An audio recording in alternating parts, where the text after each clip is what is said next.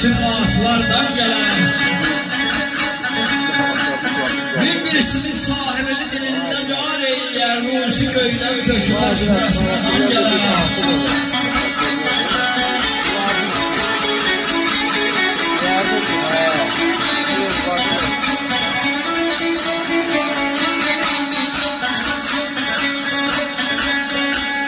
Dermen kocası eller onun damarında gülgezler var.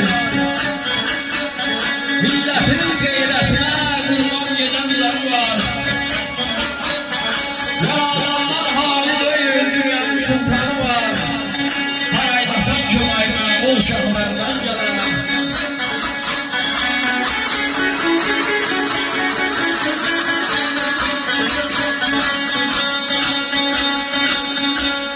Geliye ehlin fanlarlısında şeytan şari anmasa, mertime ülfeti kesir namerde aldanmasa. İlahi kanunlar o gönlü beyliklerdenmasa.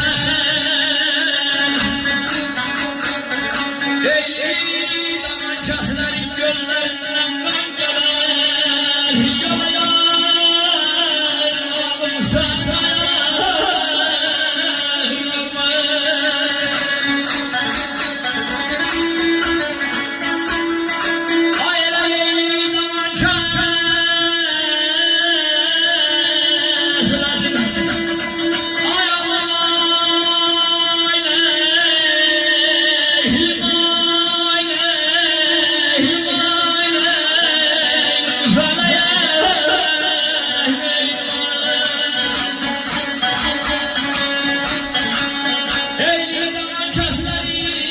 Yollarından göndeler.